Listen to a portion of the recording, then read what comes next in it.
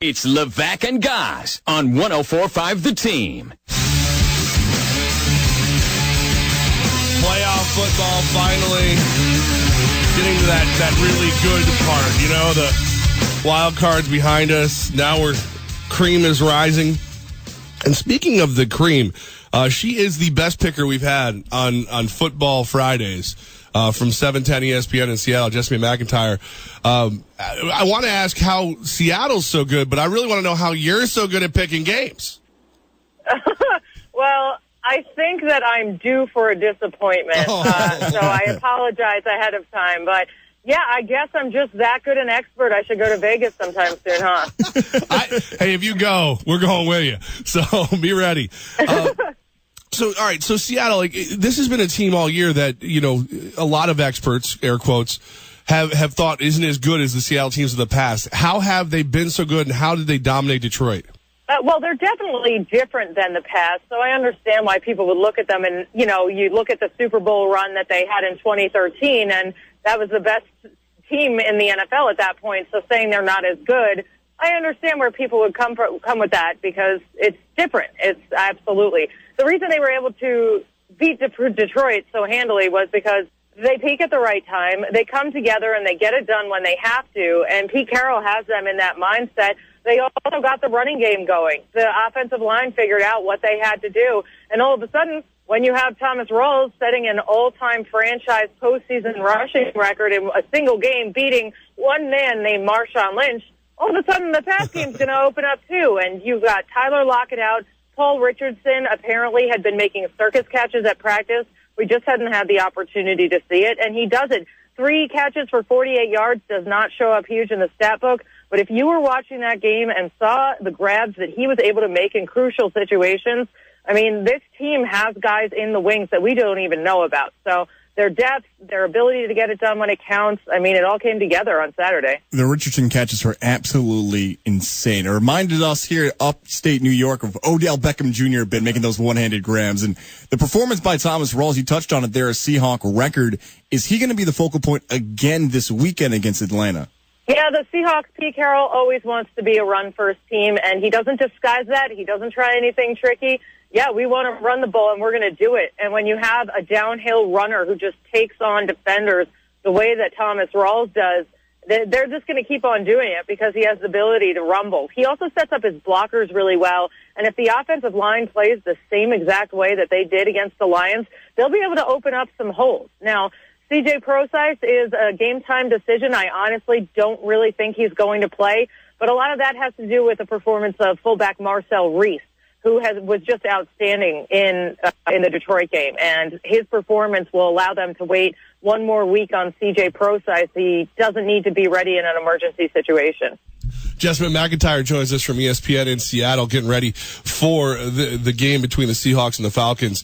The secondary, no Earl Thomas, so a little weaker than it has been. Can they stop the passing attack of Matt Ryan and the Falcons? Well, the passing attack is going to get some things done. I mean, you're looking at the potential should-be MVP in Matt Ryan, and he's one of the best quarterbacks in the league right now. So obviously he's going to be able to do something. Earl Thomas, huge loss. Obviously, you can look at the stats, how different it is between him on the field and off the field. But when Atlanta faced off against the Seahawks in October, they didn't have Cam Chancellor, and they also didn't have Frank Clark, who has proven to be a huge commodity up front on that defensive line. So while you are missing Earl Thomas, you're getting a few pieces back that you didn't have in that first meeting, which Seattle was able to win. So I don't think that the secondary will look exactly the same without Earl, but Steven Terrell, he's come up big. He has filled in admirably. He has the speed to get it done. Obviously, the communication has to be all put on Cam Chancellor's shoulders right now, but, you're talking about a couple weeks now where the guys have been used to having Steven Terrell back there, and he's been getting it done. So, yeah, Matt Ryan will score some points, but it's not going to be some sort of shootout. We know there's a real passionate fan base out there in Seattle, the 12th man. You're there out in Seattle. How does the fan base feel? Are they confident going into this matchup against Atlanta? I would say between the final week 17 of the season, and the Detroit game, And now heading into this week, there's been a complete turnaround because of how handily they won that Detroit game.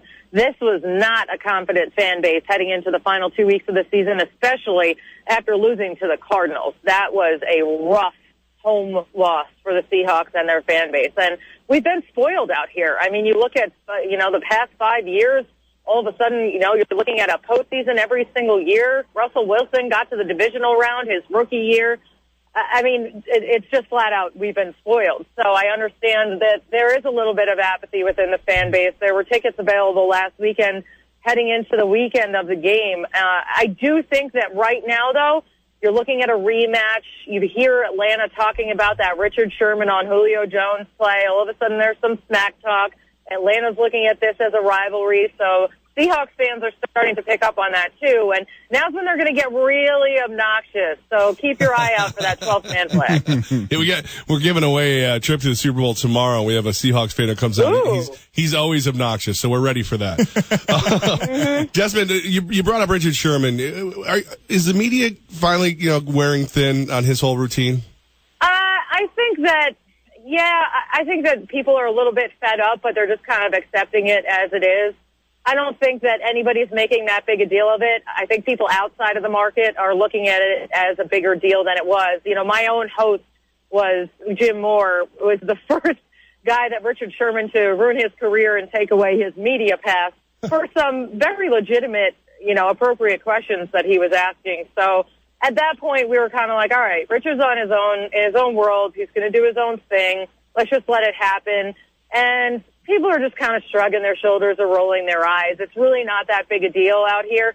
And I'll tell you, inside that locker room, it's even less of a deal. Nobody cares. They're just focused on football. What happens at Richard's locker when he talks to the media is far, far, far cry from what is going on with the mentality of that team. I hope you don't mind sharing this with us here in the Capital Region, our listeners, because Levack is a cat owner. I do not have any pets. I'm not a cat owner on purpose. Well, you have cats. I have a daughter that made me get cats, and now I have cats. All right, so Jessamyn, you are a dog owner. Tell us what you did with your dog today.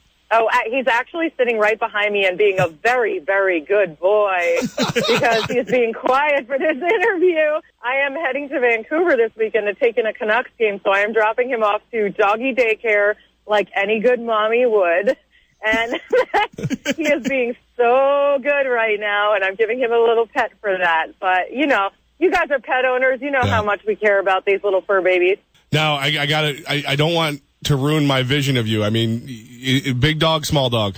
Huge dog. Yeah, I love it. Yeah. All right. There's nothing worse than a woman with a small dog. I'm sorry. It's the evilest thing on the planet. Well, how big is this dog? It's the Great Danes here in the Capital Region, the Albany Great Danes. It's not a Great Dane, is it?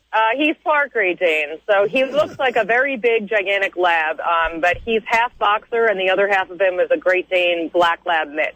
It's the kind of breakdown you can only get here on Levack and Gaz on 104.5 The All right, Jessamyn, you have been you really do. And one thing you do is win. So here we go. What is your prediction for Seahawks Falcons?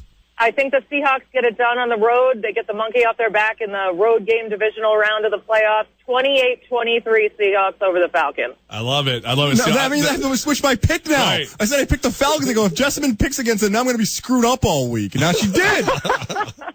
I couldn't convince him, but you did. 24 hours. 24 hours from now, then we'll get the truth.